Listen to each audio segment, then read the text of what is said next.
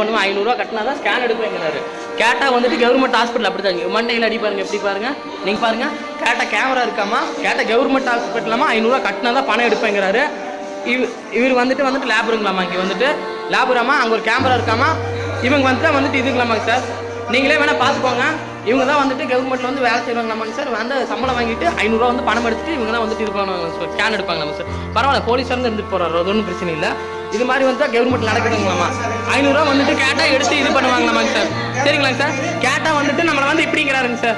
நீங்கள் வந்து பார்த்துக்கோங்கன்னா நீங்கள் வந்து பார்த்துட்டு எல்லாம் பண்ணிக்கோங்க. அவங்க வந்து வீடியோ எடுக்க ஒன்றும் பிரச்சனை இல்லை, நம்மளுக்கு ஒன்றும் எடுக்க ஒன்றும் பிரச்சனை இல்லைங்க. மூஞ்சி எடுத்துக்கோங்க. மதன்குமார்னா பேர் வந்து என் பேர் வந்து மதன்குமார்னா. உங்கள் பேர் என்ன சொல்லுங்க. உங்கள் பேர் என் பேர் சொல்கிறேன்னா உங்கள் பேர் சொல்லுங்க. உங்கள் பேர் சொல்லுங்கண்ணா. ஆனால் உங்கள் பேர் என்னண்ணா?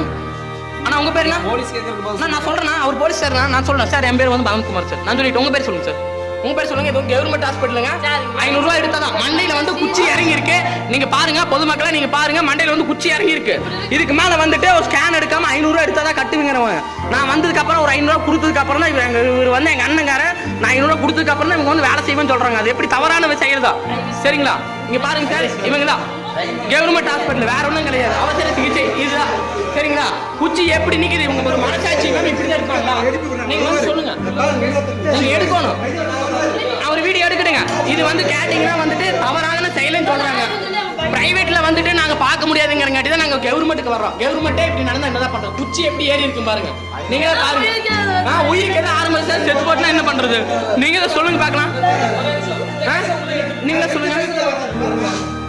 கரெக்டான விஷயம் தான். உங்க கேஸ் எடுக்கலாம் சார். இவங்க ரெண்டு பேரும் பேசிட்டு இருக்காங்க.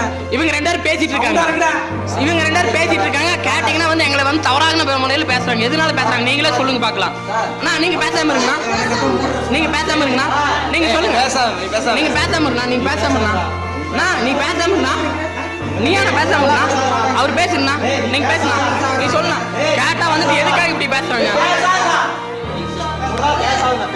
நீ பேசாம நம்மளுக்கு வந்து வேலை நடக்கணும். அதுக்காக தான் நம்ம பாட்டுருக்கோம். சரியா? குச்சி எடுத்தா ஃபுல்லா ரத்தமெல்லாம் போகும். சரிங்களா? கவர்மெண்ட் ஸ்கூல்ல இப்படி வந்து இல்லைன்னா நீங்க நீ பேசாம நீங்க பாருங்க. மண்டை பாருங்க எப்படி சார் உடஞ்சிருக்கு. நீங்களே பாருங்க. குச்சி இறங்கி இருக்கு. நீங்களே பாருங்க. கவர்மெண்ட் ஆமாங்க சார்.